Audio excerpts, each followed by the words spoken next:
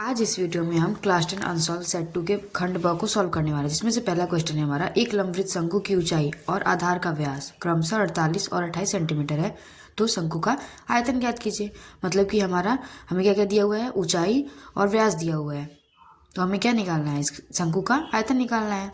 तो हमारा व्यास कितना है, 28 सेंटीमीटर, और जो हमारी ऊंचाई है वो कितनी है, 48 सेंटीमीटर। तो आयतन का फॉर्मूला क्या होता है हमारा, 1/3 πr²h, जिसमें से फॉर्मूले में रखने के लिए हमारे पास h है और r हम निकाल लेंगे। तो व्यास का आधा करने पे क्या आ जाता है, हमारा त्रिज्या आ जाती है।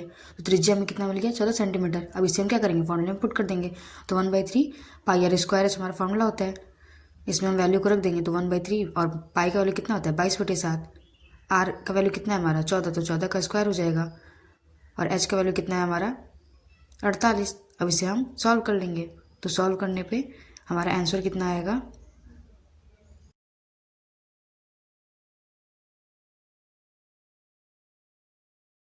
9856 सेंटीमीटर क्यूब। अगला क्वेश्चन है हमारा, अभाज्य गुणनखंड विधि द्वारा 96 और 404 का एचसीएफ ज्ञात कीजिए। तो हमें किसका एचसीएफ ज्ञात करना है, 96 और 404 का। तो 96 और 404 ये 2 से कट जाएंगे, तो इसे 2 से काट देंगे हम, 48 और 202 आ जाएगा। और हमें ये भी ध्यान रखना होगा कि हम इन दोनों को जिस टेबल से काटेंगे वो सेम टेबल हो, तभी ये इसका एचसीएफ होगा। 48 202, अब क्या होगा, फिर 2 से कट जाएगा ये, तो 24 दूना 48 और 101 दूना 200। अब ये दोनों सेम टेबल से नहीं कटेंगे, इसलिए हमारा एचसीएफ क्या हो जाएगा, 4 हो जाएगा। 2 गुणे तो मतलब कि 2 का स्क्वायर। अगला क्वेश्चन है हमारा, जो -1,7 और 4,-3 को मिलाने वाली जो रेखाखंड है वो 2,3 के अनुपात में विभाजित करने वाले बिंदु के निर्देशांक ज्ञात करने हमें। तो सबसे पहले हम क्या करेंगे, इसको डायग्राम बना लेते हैं नॉर्मली। एक बिंदु पे क्या है हमारा, -1,7 है और दूसरे बिंदु पे 4,3 है, जिसको 2,3 के अनुपात में विभाजित किया गया है। जो 2,3 है वो हमारा वो m1 और m2 का वैल्यू हो जाएगा। और हमें क्या निकालना है, px, y, सबका वैल्यू हम क्या करेंगे, फॉर्मूला में पुट कर देंगे। तो हमारा फॉर्मूला क्या होता है, m1 × x2 + m2 × x1 / m1 + m2। इसी तरीके से y के लिए भी हो जाएगा, m1 × y2 + m2 × y1 बटे m1 + m2। अब इसका वैल्यू हम क्या करेंगे, पुट कर देंगे। तो वैल्यू रखने पे हमें क्या मिलेगा, 2 × x2 का वैल्यू कितना है हमारा, 4 + m2 का वैल्यू कितना है हमारा, 3 × -1। अब नीचे क्या हो जाएगा, 2 + 3। इसी तरीके से m1 का वैल्यू 2 × y2 का वैल्यू कितना हो जाएगा, -3 + m2 का वैल्यू कितना हो जाएगा हमारा, 3 × m1 का वैल्यू कितना हो जाएगा हमारा, 7 बटे में क्या हो जाएगा, 2 + 3। इसे सॉल्व कर लेंगे हम, तो कितना मिल जाएगा हमें, 8 - 3 बटे 5। इधर कितना आ जाएगा, -6 + 21 बटे 5। अब इसे सॉल्व कर लेंगे, कितना आ जाएगा हमारा, 5 बटे 5 और यहाँ पे 15 बटे 5। इसको काटने पे कितना मिल जाएगा हमें, 1,3। ये हमारा निर्देशांक हो जाएगा। अगला क्वेश्चन है हमारा, sin α = 1/2 और cos β = 1/2 है, तो अल्फा प्लस बीटा का वैल्यू ज्ञात कर लेंगे। तो हम देख लेंगे साइन में 1/2 कितने में आता है, 60 में। तो अल्फा का वैल्यू कितना मिल जाएगा हमें, 30 में। तो अल्फा का वैल्यू कितना मिल जाएगा हमें, 30, क्योंकि साइन से साइन कट गया।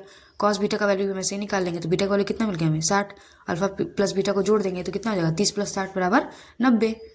अगला क्वेश्चन है हमारा, पी की मूल बिंदु से दूरी ज्ञात कीजिए। तो पहले हमारा जो पी है उसकी मूल बिंदु से दूरी ज्ञात करनी है। तो मूल बिंदु पे हमारा निर्देशांक कितना होता है, 0,0।